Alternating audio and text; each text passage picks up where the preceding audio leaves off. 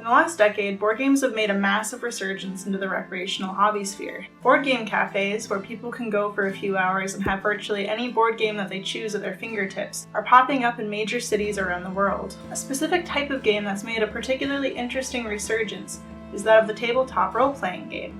Its popularity has continued to grow since it was first invented in the 1970s by Gary Gygax. Now, with plenty of different games in this genre to choose from, and countless shows and podcasts to tune into to watch other people playing these types of games, I would argue that we are entering a new golden era of the tabletop RPG. I myself am an avid tabletop RPG player and occasional DM whose past with this sort of game is fairly short in the grand scheme of its fairly expansive history. Recently I've been wondering, what predates the tabletop RPG? Did the human race really manage to create something so wonderfully simple and creative in the 20th century? Did we really create a brand new way to roll some dice into a handcrafted Purple Heart wooden dice tray? Let's discuss.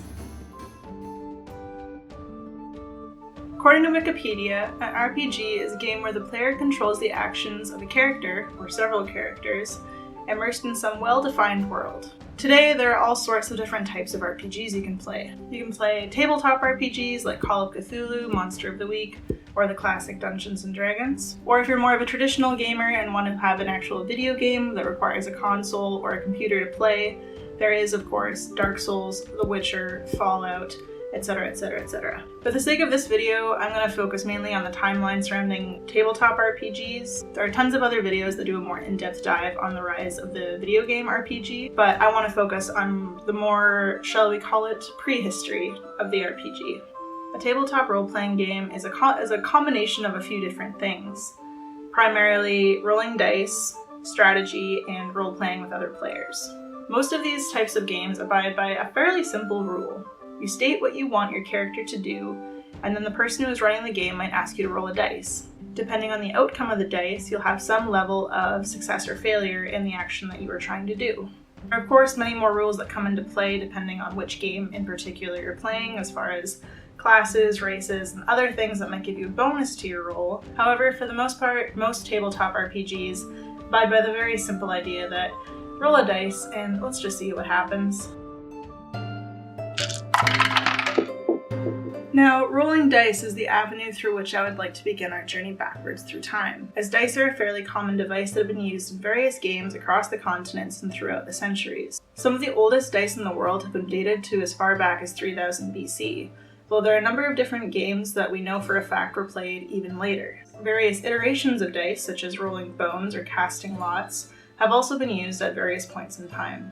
In ancient Mesopotamia, the royal game of was played, relying very heavily on positive dice rolls to achieve victory. Roman soldiers played dice games like Tassi or Tesserae. Aztecs played a game called Patoli, and during the Japanese Heian period, Sugoroku was a very popular game amongst gamblers. Of these variations on games of chance, the most frequently used die that you'll find is the D6, or six-sided die. But there are findings of other dice with even more sides, such as the Roman Icosahedron, or D20, that was found that it was inscribed with various Greek letters. A similar D20 was found in the Dakhleh Oasis in Egypt, although this dice had a number of different names of various gods written in a form of Demotic. It's heavily theorized that this dice wasn't actually used for games, however, but was probably more likely used in some sort of divination practice. I could honestly do an entire video just on dice, as there are so many different iterations of dice and different games that were played throughout history, but I'm just going to end it here as I want to focus primarily on their application to the tabletop RPG.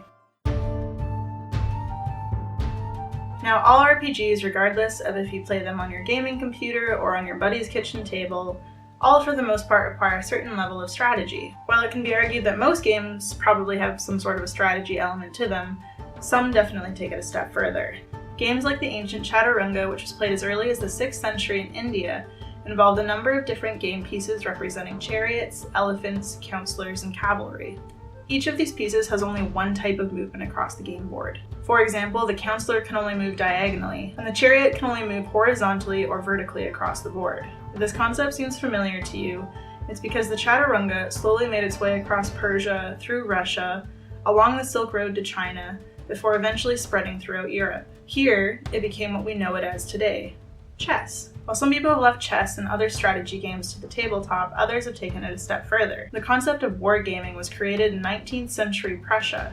as a way to simulate combat and prepare the military for real-life conflict. These Kriegspiel were actually developed from the idea of chess, and adopted similar ideas of pieces representing militaristic units. While iterations of this are still used by some modern militaries, it has trickled down into the civilian sphere, where many people have made recreational games out of it. It's no surprise that giving these inanimate game pieces human faces and human roles would evoke a certain level of empathy. I also don't think it should be surprising that some people might come to see themselves reflected in the knight, the rook, or even the queen.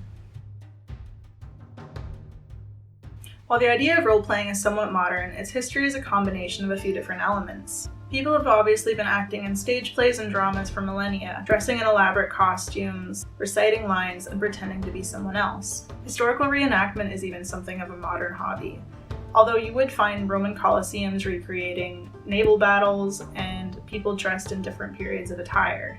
But as far as historical examples of games where you're pretending to be someone else, I could find very, very little evidence. One of the few that I did stumble across was a 1930s parlor game called Jury Box.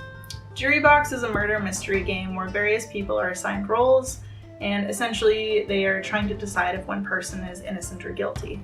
Even Dungeons & Dragons wasn't originally intended to be a role-playing game.